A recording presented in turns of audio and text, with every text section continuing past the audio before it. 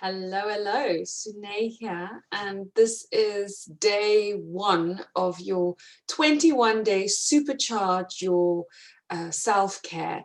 And today I'm going to be talking about sleep. So, like I said, I'm going to keep this short, but it is absolutely essential that we get enough sleep. And there's lots of, we just know it. We are human beings and our bodies need time to rest and recover. But during this transitional phase of perimenopause and menopause, and sometimes even beyond that, sleep is one of the things that a lot of people really struggle with.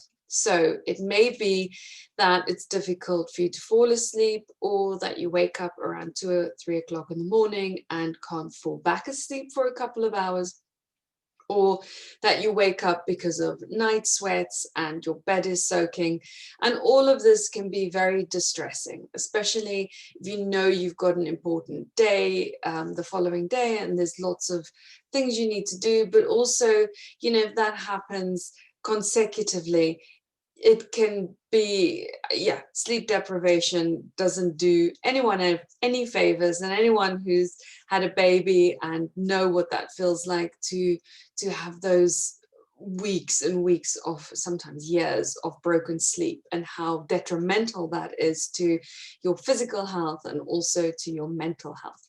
So not only does being tired from not sleeping properly kick off this whole process of wanting to eat more than what you usually do, or you keep on snacking, drinking too much coffee, wanting more sugar, anything to give you a little bit of a boost during the day. And that has obviously other effects on your health and well-being, which we're trying to avoid here. So what are the things that you can do? Now, first of all, depending on where you are at, if it is that you're struggling to sleep or waking up in the middle of the night, I think the first thing to know here is to look at what is your response to that. Do you go to bed already feeling stressed about it? Do you already feel anxious that you may wake up? So going to sleep knowing that this underlying stress about what's going to happen during the night. So first of all, being aware of that and seeing every night as a new opportunity to try something different, and to see it as, what happened last night was last night, but tonight see it as a new opportunity.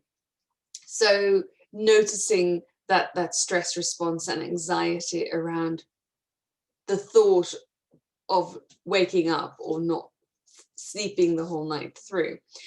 And when you do wake up or when you're struggling to sleep, is to bring awareness to your breathing, or maybe listening to an app that helps to promote sleep, because what you're doing is trying to slow down that sympathetic nervous system, so that there's more of a calm state, especially around the mind.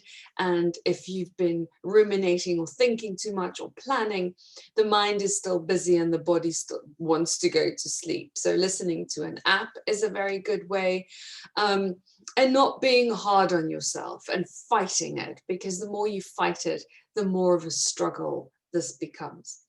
Trying things like lavender on your pillow, which is very calming and promotes sleep. Something I recommend is L-theanine, or the magnesium spray that you get from a company called Better You. That seems to help quite a lot of people. I don't want to give too much information about supplements because I can't speak to you directly and don't know what other medications you're taking, which may have contraindications. But magnesium is known to help, L-theanine, and then also lavender.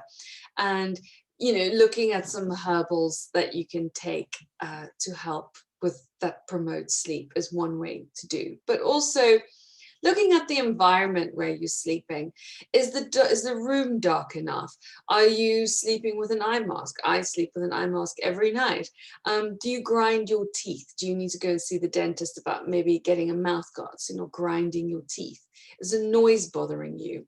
You know, are you sleeping in pure cotton and natural fabrics? Because that can make the sweating even worse. Something that, you know, a bit of a luxury, but maybe put that on your wish list is silk, because sleeping in silk absolutely helps to keep the body warm in cooler days, but also cool when it's really hot as well. And it is really good for when with night sweats as well, because it doesn't absorb water so much, so it doesn't cling to your skin. And I'm talking about, you know, a pure silk. And the same goes with a silk pillowcase, which is also shown to really help with those hot body temperatures. And looking at what kind of movement you can do maybe before bed to stretch the body, but also to put the body, to send the signal to your body that it's time to rest now and it's the end of the day. You may have been working until late in front of a computer, so the brain is still very active. And doing a few cat cows, or, you know, lying on the bed and stretching out and getting the body ready for sleep is also very important. And from a dietary nutrition point of view, is be curious to see, you know, what is it that you had for dinner? Maybe you had a glass of wine too many, maybe you had a coffee too close to bedtime, or maybe it is that you had too big a meal too close to bedtime and you're really struggling to digest. So being a bit curious to see what the lead up to that could be. And then something I find works every time is, if I can't sleep because my head is racing, is to do a little bit of a, you know, whatever works for you, is say a little prayer, do a gratitude where, you know, you can think of, you know, 5 things that you're really grateful for, and really kind of feel what that feels like in your body when you say that gratitude.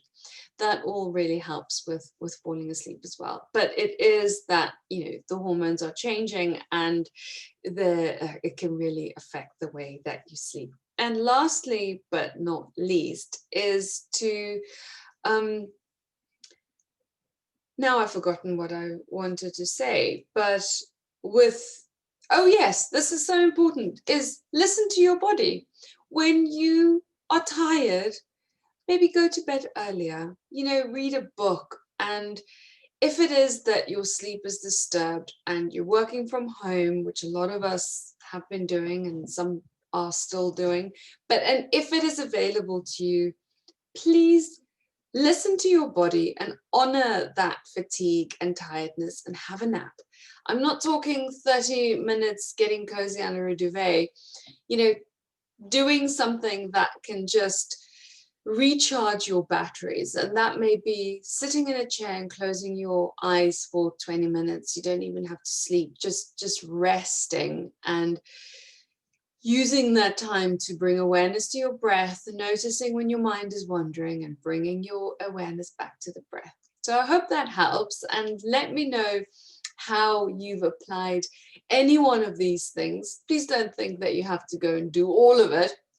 Do 1 or 2 and see if it makes a difference. And if you want more tailored support, then get in touch and we can arrange that as well. So hope that is going to set you up for a good night's sleep tonight. So that's the end of day 1, and I'll see you tomorrow for day 2. Bye.